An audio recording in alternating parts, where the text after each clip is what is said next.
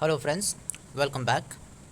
We are discussing various constitutional bodies under which we have already completed the election commission, and in the last video we have discussed about UPSC. Now the next constitutional body is State Public Service Commission, that is SPSC, and we have JPSC, that is Joint Public Service Commission. So friends, all the different provisions of the articles of UPSC will follow the State Public Service Commission as well, because we are following parliamentary system of democracy at both at the center as well as the state level. So all the provisions of UPSC will be same for your State Public Service Commission as well. So in this video I will not discuss about SPSC in detail because it is just the repetition of UPSC. However, I will discuss the SPSCs in comparison to UPSC. What are the major differences or similarity among the UPSC, State Public Service Commission, and the Joint Public Service Commission? So it can be summarized in the table as you can see on your screen. So here it is important to note that UPSC and SPSC, that is the State Public Service Commission, these are constitutional body. Why these are constitutional body? Because they are formed by the constitution. The original constitution contains the provisions for establishment of UPSC and SPSCs. However, we have JPSC, which is not constitutional body because the provision is not formed by the provisions of constitution. However, there is a mechanism wherein two or more states they can come together to form a joint public service commission. So this requires a resolution to be passed in the parliament. That is why it is called as a statutory body, because it is formed by the act of the parliament. So UPSC and SPSCs, they are constitutional body, but JPSC, it is a statutory body. Then age limits. So what are the age limit of the chairman or the members of UPSC? So here we see that in case of UPSC the age limit is 65 years both for the chairman and the members, but for State Public Service Commission and Joint Public Service Commission it is 62 years. So it is 3 years less than the Union Public Service Commission. Originally it was 60 years, but then it was increased to 62 years by passing certain act. Next, appointment. So as you know, the members and the chairman of UPSC, they can be appointed only by the president. They can give their resignation letter only to the president, and they can be removed only by the president.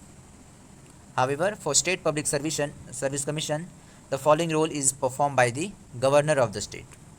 So it is appointed, the members are appointed by the governor in case of SPSCs. Also the resignation letter has to be given to the governor. But it is important to note that although the members of State Public Service Commission, they are appointed by the governor, but they can be removed only by the President of India and not the governors. So this is a very good exception that you have to remember. Very important that State Public Service Commission's members, they can be removed only by the President and not the governor. Now just like UPSC, in case of your Joint Public Service Commission, the appointment, the resignation letter has to be given by the to the president, and also the members can be removed only by the president. So here we do not have roles of governor in case of Joint Public Service Commission. Now lastly, we have eligibility for appointment after the cessation of the office. That means once you are a chairman or a member of UPSC or any of the body, then to ensure the independency of this body, there is a provision in the constitution that after the cessation of the office, the term of the office, they are not allowed to be appointed in any government organization. However, the member of the UPSC, they can be appointed as the chairman of UPSC or the chairman of State Public Service Commission. Whereas chairman, they cannot be appointed to any other post. Now in case of State Public Service Commission, if you are a chairman of State Public Service Commission, then after the cessation of your office, you can be appointed as the chairman of some other state, or you can be appointed as the chairman of UPSC. This is allowed.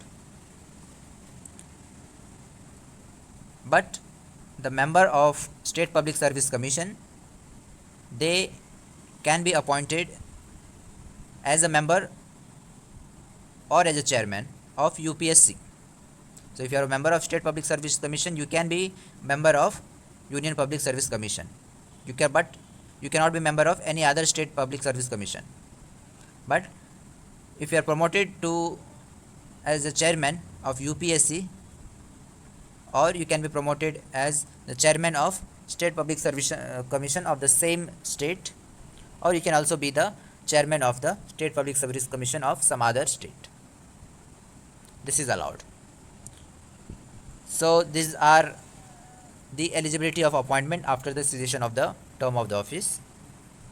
Now here, in case of Joint Public Service Commission, I have purposefully kept blanks for the eligibility of appointment. This is because none of the textbooks, standard textbooks like Lakshmikant or D.D. Basu, they mention anything about the appointment in case of JPSCs. That's why I have kept it blank. But as the common logic goes, if you are member of JPSC, then you can be the member of UPSC, or you can be the chairman of UPSC or some other State Public Service Commission. Or if you are a chairman of JPSC, then you can be the chairman of Union Public Service Commission. This is the common logic which goes. However, I do not have any authentic proof with respect to this in any of the standard book. If some of you can find out any standard books which gives details of these appointments, then kindly comment below in the comment section, and along with the reference, I will be happy to know if any one of you can find out these details and can bring in our notice. So that's what in this topic. With this, we have completed the State Public Service Commission and Joint Public Service Commission. In the next video, we will discuss about Finance Commission. Till then, goodbye, take care, have a nice day. Thank you.